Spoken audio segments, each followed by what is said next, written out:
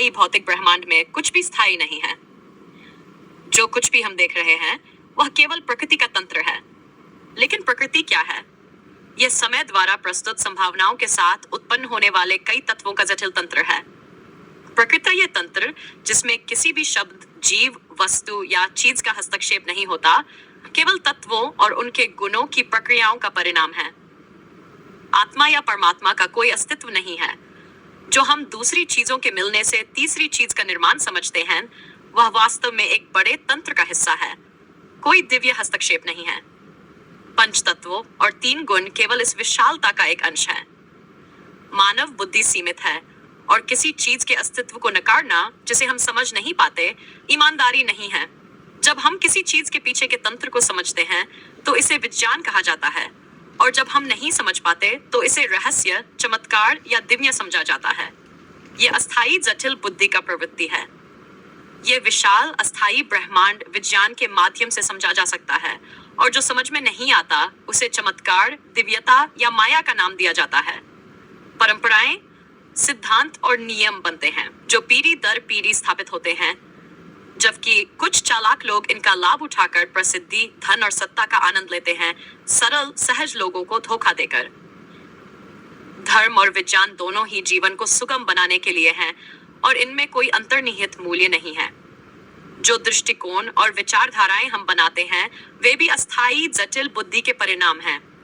स्थायी तत्वों का मिश्रण अस्थायी चीजें ही उत्पन्न करता है। स्थायी प्रतिबिंब केवल हृदय में एक निर्मल और निष्पक्ष एहसास के रूप में होता है, जिसे अक्सर आत्मा या साहस कहा जाता है। यही असली स्थिति है।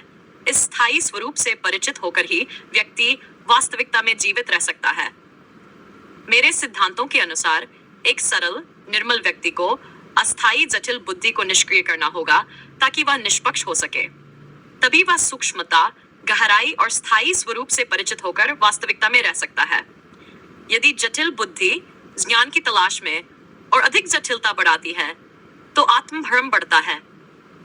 अस्थायी जटिल बुद्धि केवल जीवन व्यतीत करने के लिए अनेक विकल्प उत्पन्न करती है, जिनमें आध्यात्मिकता भी एक है जो पिछले 700 वर्षों में विकसित हुई है। गुरु शिष्य परंपरा सिर्फ एक साधारण व्यक्ति को आकर्षित करने का एक साधन है, जो गुरु को भगवान से भी अधिक मान्यता देती है। गुरु को डिसाइपल के प्रति अपार अधिकार दिए जाते हैं, और डिसाइपल को पूरी तरह से आत्मसमर्पण करना होता है, जिससे उसे मुक्ति का झूठा आश्वासन मिलता है। यह प्रणाली इग्नोरेंस को बढ़ावा देती है, जहां डिसाइपल को सवाल पूछने की अनुमति नहीं होती। क्या यह तानाशाही नहीं है?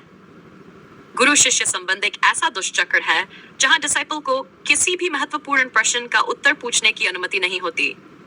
उन्हें जो भी गुरु कहता है उसे स्वीकार करना पड़ता है, भले ही वह वास्तविकता के विपरीत हो।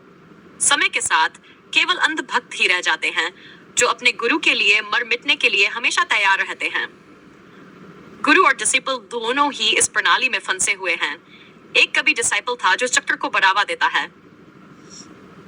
जटिल बुद्धि भ्रम पैदा करती है और गहरी भ्रांति की ओर ले जाती है। अनंत गहराई और स्थायी स्थिरता को खोजने के लिए निर्मलता आवश्यक है, जो हृदय से उत्पन्न होती है। जटिल बुद्धि को निष्क्रिय करने से ही व्यक्ति स्थायी सत्य से परिचित हो सकता है। जो भी इस सत्य को समझना चाहता है वह मुझसे बात कर सकता है। पहले खुद को समझो, फिर दूसरों को समझाने का प्रयास करो। यदि आप अपने स्थायी स्वरूप से अपरिचित हैं, तो दूसरों को जान देना स्वयं के साथ धोखा है।